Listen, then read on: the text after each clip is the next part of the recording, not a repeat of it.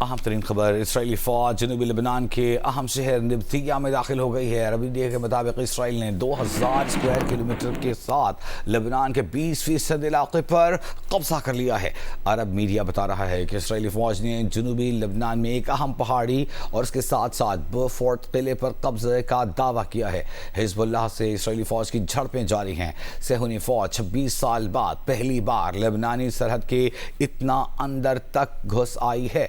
अरब media के मुताबिक Israeli 2000 square kilometre पर मुश्तमिल लेबनान के 20% इलाके पर कब्जा कर चुके। नबतिया शहर के मज़ीद इलाके खाली करने की धमकियां दी जा रही हैं और बमबारी की जा रही है। लेबनानी मीडिया के मुताबिक हमलों में रिहायशी इमारतों को निशाना बनाया गया, घरों में सोए हुए मुतअद्दिद अफराद शहीद हो गए, मुतअद्दिद ज़ख्मी हैं। लेबनानी वज़ीर आज़म की इसराइली कब्जे की मज़म्मत, मिस्र का लेबनान से इज़हार यकजहती, इसराइली फ़ौज के इनख़ला का मुतालबा, हिजबुल्लाह के शुमाली इसराइल पर रॉकेट हमले। इसराइली फ़ौज ने स्कूलों और साहिल बंद कर दिए हैं, जबकि जनूबी लेबनान में एक और इसराइली फ़ौजी की हलाकत की तस्दीक की गई है।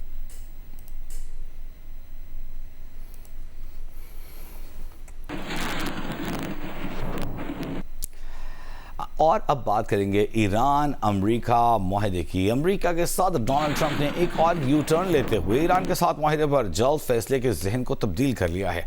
अमेरिकी मीडिया ने दावा किया है कि ट्रंप की जानिब से ईरान को तब्दील शुदा सख्त तजावीज़ भेज दी गई हैं। तब्दील शुदा तजावीज़ भेजने का मकसद ईरान पर दबाव बढ़ाना है कि वो पहले से तैयार फ्रेमवर्क पर जल्द राज़ी हो जाए।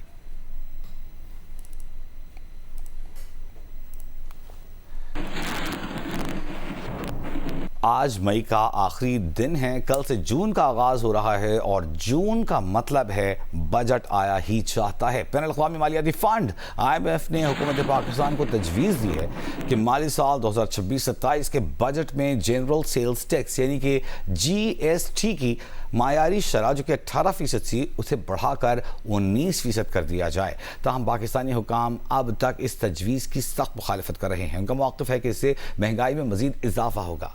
जंग और द न्यूज़ में शाया मेहताब हैदर की रिपोर्ट के मुताबिक GST में इजाफे से सोलर पैनल्स, इलेक्ट्रिक कारें महंगी होने का इम्कान है।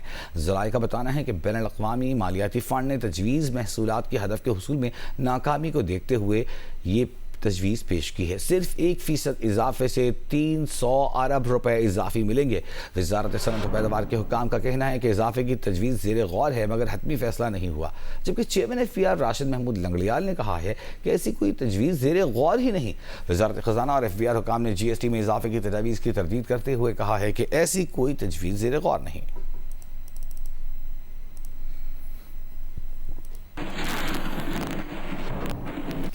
और गजा में इसराइली बर्बरियत का अहवाल। गजा में कई बार खिदमात सरंजाम देने वाले बरतानवी सर्जन डॉक्टर निक मेनर्ड ने इंकशाफ किया है कि गजा में फ़लस्तीनी तिब्बी अमले को मुनज़्ज़म तरीके से अगवा, तशद्दुद का निशाना और बदसलूकी का निशाना बनाया जा रहा है, जबकि अस्पतालों और तिब्बी निज़ाम को तबाह किया जा रहा है। उन्होंने कहा कि कई डॉक्टर्स और नर्सेज लापता हुए, मुतअद्दिद हलाक हुए। अस्पताल ऐसे मनाजिर का शिकार बने जिन्हें वो कभी नहीं भूल सकते। डॉक्टर मेनर्ड के मुताबिक अस्पतालों में न खुराक थी, न दवाएं थी, न जिंदगी बचाने के बुनियादी वसाइल।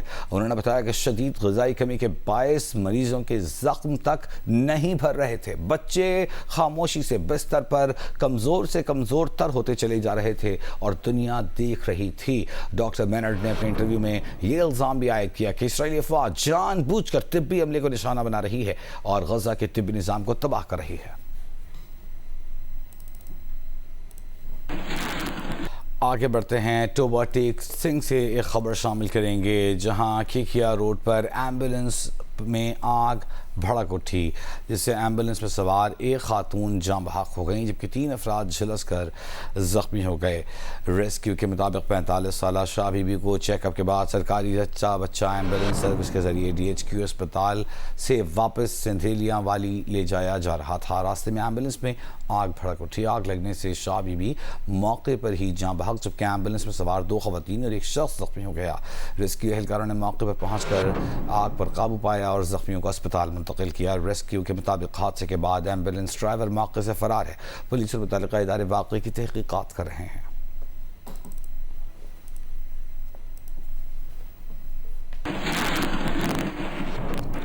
کراچی کے ہل پارک کے قریب مبینہ قبضے اور متنازع تعمیرات کے معاملے میں نئے سوالات سامنے آ گئے ہیں۔ ایک جانب کے ایم سی کے محکمہ لینڈ نے متعلقہ پلاٹ کے لیے مشروط NOC جاری کی، جبکہ دوسری جانب آپ ڈائریکٹر لینڈ نے پولیس کو خط لکھ کر مبینہ تجاوزات، جعلی دستاویزات اور غیر قانونی تعمیرات کے خلاف کارروائی کا مطالبہ کر دیا ہے۔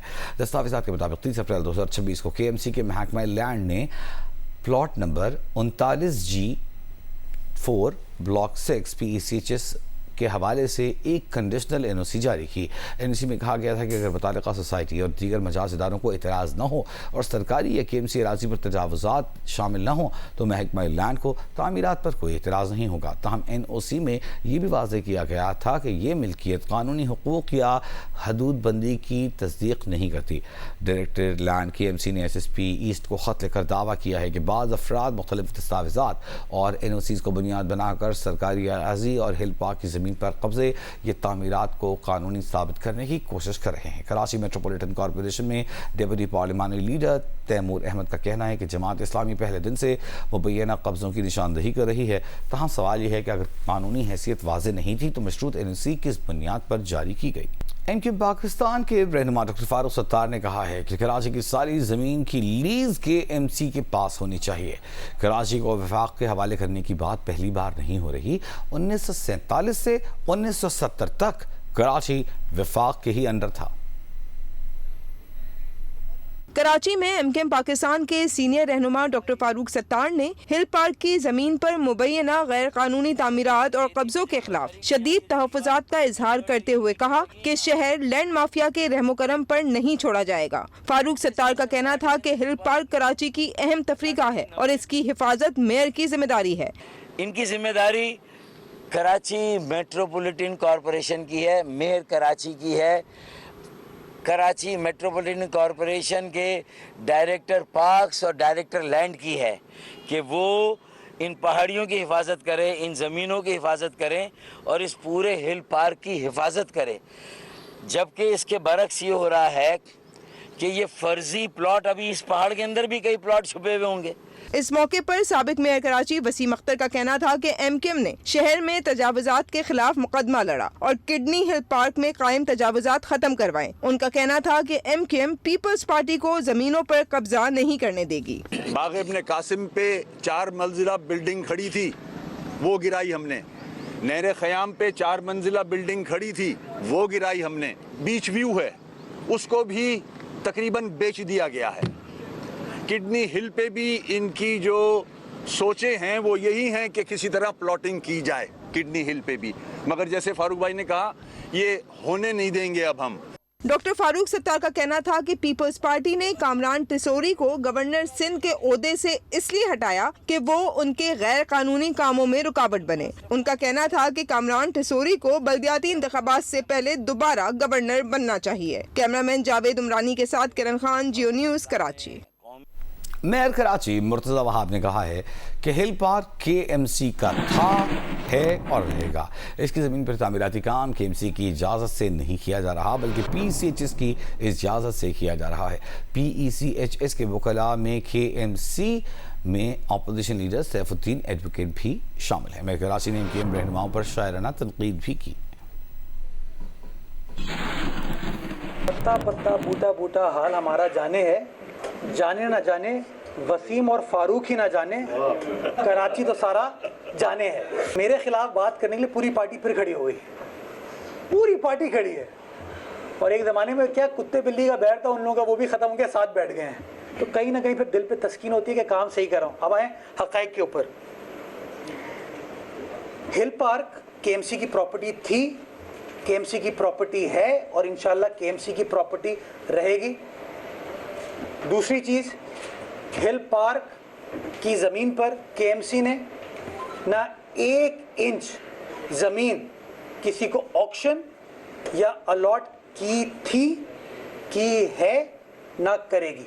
اگر یہ زمین PCHS کی ہے اور جو بندہ وہاں کنسٹرکشن کر رہا ہے وہ KMC کے بیسس پہ نہیں کر رہا، KMC کے ٹائٹل پہ نہیں کر رہا، وہ PCHS کے اوپر کر رہا ہے، تو PCHS کے وکیلوں میں ایک وکیل سیف الدین ایڈوکیٹ صاحب بھی ہیں، اپوزیشن لیڈر سٹی کاؤنسل۔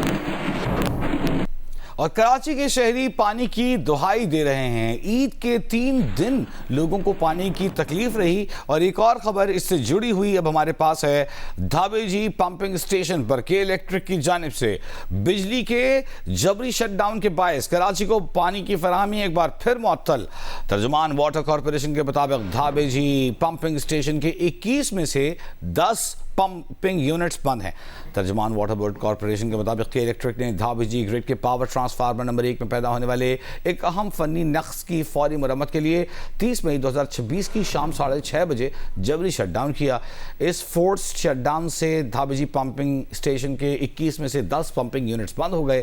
جیسے کراچی کو پانی کی فراہمی کا نظام بری طرح متاثر ہوا ہے اور مختلف علاقوں میں پانی کی فراہمی معطل ہے. کے الیکٹرک کی جانب سے Karachi water and sewerage corporation کو ابتدائی طور پر 1 گھنٹے کی بجلی کے شٹ ڈاؤن سے آگاہ کیا گیا تھا، لیکن اب اس کو تقریباً 20 گھنٹے ہونے کو آئے ہیں اور مکمل بحالی کی ابھی تک کوئی حتمی وقت نہیں دیا گیا. اس موقع پر واٹر کارپوریشن نے شہریوں سے درخواست کی ہے کہ پانی احتیاط سے استعمال کریں.